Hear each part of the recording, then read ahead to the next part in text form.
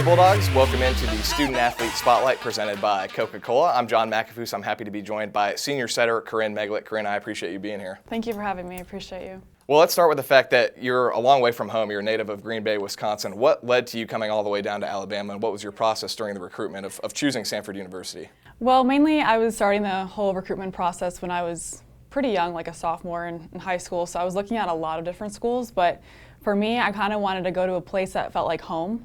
And so when I came on Samford, the campus, the girls and the team were just so friendly, so respectful, and so nice. And like, just those girls and that family atmosphere really sold me. And after that visit, I was like, wow, I really want to be a part of that family. So that family atmosphere, not only a part of the coaches and the team, it was Samford's classes and professors that just cared about you on a personal level that really kind of drew me away.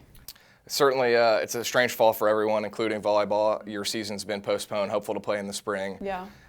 It was probably a decision that you girls saw coming maybe the week of or the week or two before, but when that decision was handed down, what was some of the initial reaction between you and your teammates? I guess we always, especially the seniors and juniors, we saw it coming, but we didn't really know when, and we knew that a lot of decisions had to be made for us and our safety, and we know that, and we respect the whole decision.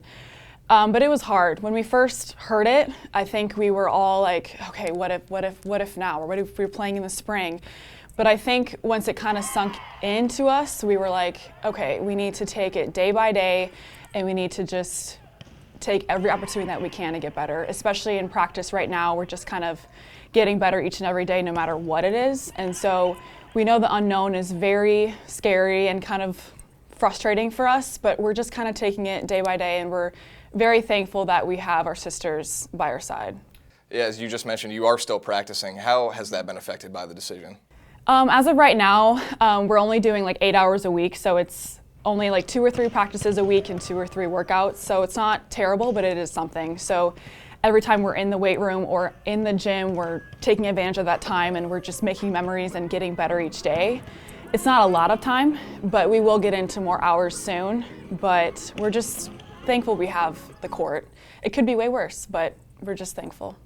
Let's talk about the season you had last year. It was your first year as a starting setter for Samford volleyball. You led the conference in assists. You led the conference in assists per set, and you were snubbed from the All-SoCon team. And I know the team accolades are more important, and you guys won a conference title. But did that maybe give you a little bit of added motivation, knowing that you weren't on the All-SoCon team? Yeah, I mean, for sure. Like it hurt a little bit, but I mean, the team is definitely way more important. Like volleyball it's a team sport, and that's what really matters. And what I did on the court was for all of my teammates. And I honestly didn't really look towards the awards as much. Like I kind of forgot about it. Like when like the week happened, or like, oh, here are all the SoCon awards. I was like, oh, I totally forgot. Like I didn't really care that much because that's kind of my motivation, is to play for them. And that's kind of last of my worries, if that makes sense. Talk a little bit about the term sisterhood. I know it's kind of the mantra for your program. It's been around for a couple of years. What does that word mean to you, and how did it come about? Sisterhood kind of means family to me.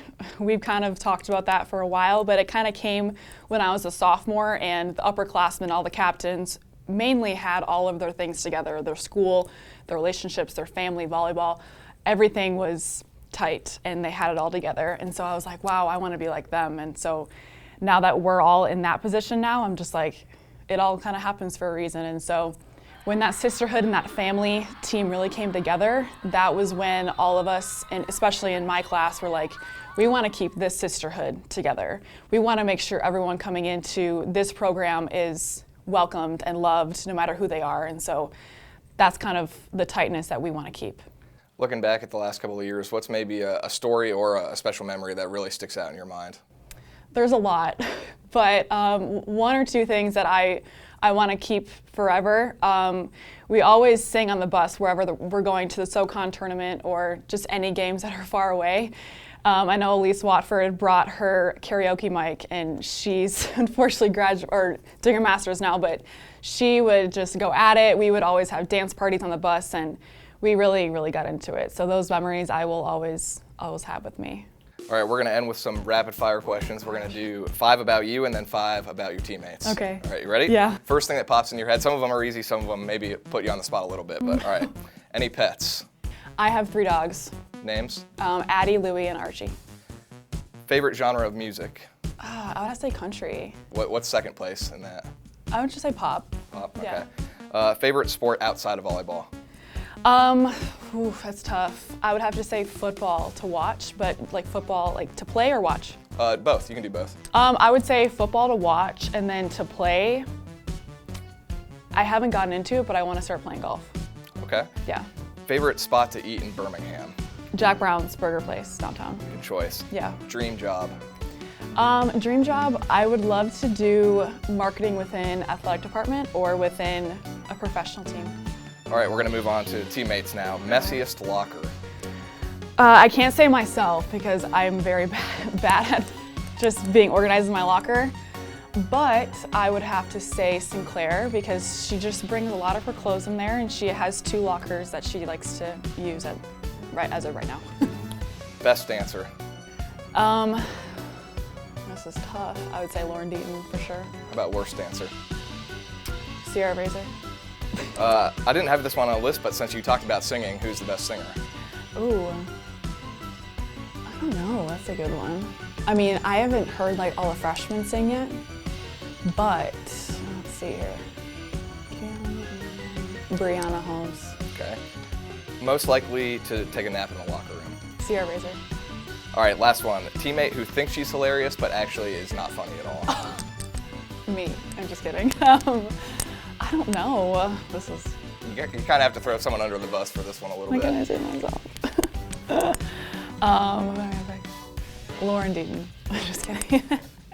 Corinne, I appreciate your time. I know we're all looking forward to seeing the volleyball team back on the court in spring. Thank you for having me.